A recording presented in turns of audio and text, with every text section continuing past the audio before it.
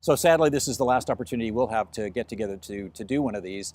And I wanted to take the time to just talk a little bit, look a little bit back on your tenure as director. And one of the things that I thought might be interesting is to ask you to talk about perhaps what was one of your greatest challenges as a director or as an ODOT employee, looking back on your career. What's one that comes to mind?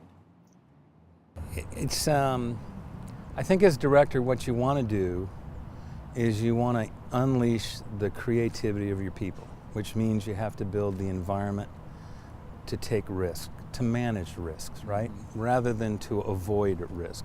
And I think early on, probably not only at the Department of Transportation, but I would probably say in state government, risk avoidance is a challenge that we have.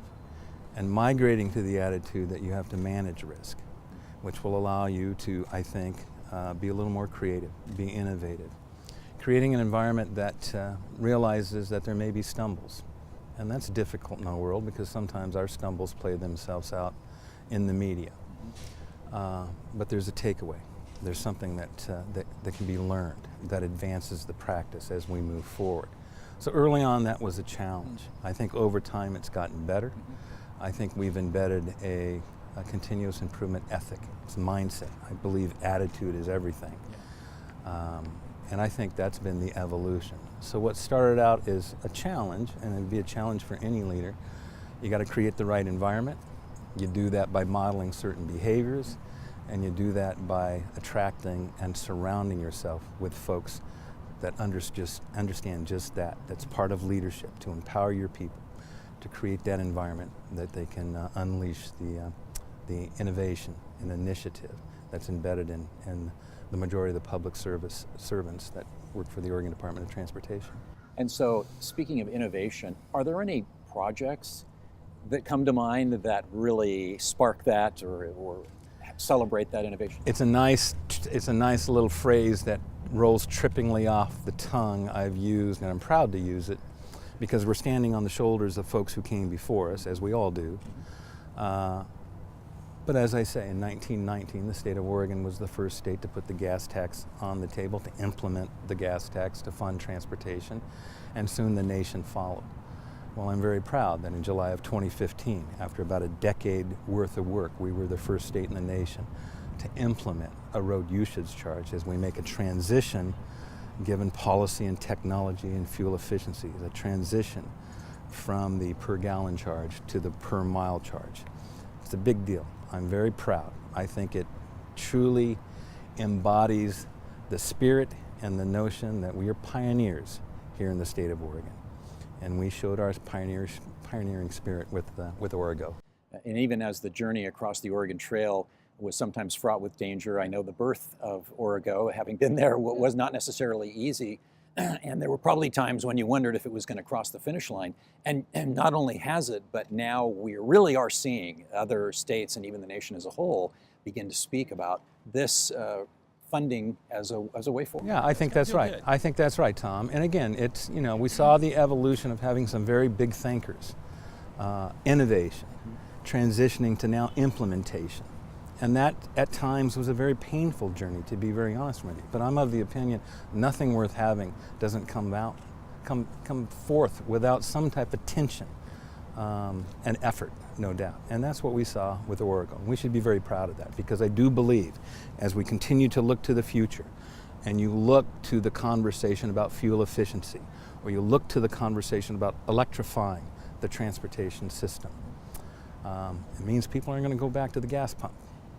So as in 2001, when the road usage fee task force came up saying, hey, our revenue stream's in jeopardy, we need to look at something different. Well, they did, and we executed and implemented it. And what was important in 2001 and beyond is a front and center conversation in 2019 as we're having a carbon discussion and bending the greenhouse gas emission line. The transportation sector has a responsibility, with 40% of the greenhouse gas emissions coming from that sector. Electrification, moving in that direction, is a significant conversation today. So what role do we play? That's where we've been over the course of this legislative session. So with your departure, there will be a new director.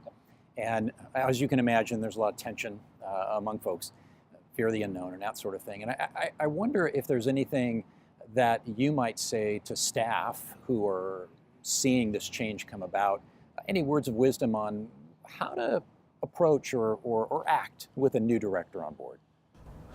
I guess be yourself. I think we're blessed with principled people who understand that they serve something greater than themselves, that and in doing so, they do that for the betterment of the lives of our fellow Oregonians. That's who we are as a Department of Transportation. That's who the people are. And I think as the Commission navigates the journey and selects the next director of the Oregon Department of Transportation, I think he or she will be blessed with a great staff of principled people who understand the importance of serving the state of Oregon here. So don't forget who you are, because you're good folks. And as long as you play off those principles, adhere to a strong work ethic, everything they have shown me as I've had the privilege of being director, this organization is going to be fine, and the next director will be able to write new chapters in the transportation world. So any just thoughts or feelings as you're just a little bit of time from your final day at the department, and I know goodbyes are never easy, and right.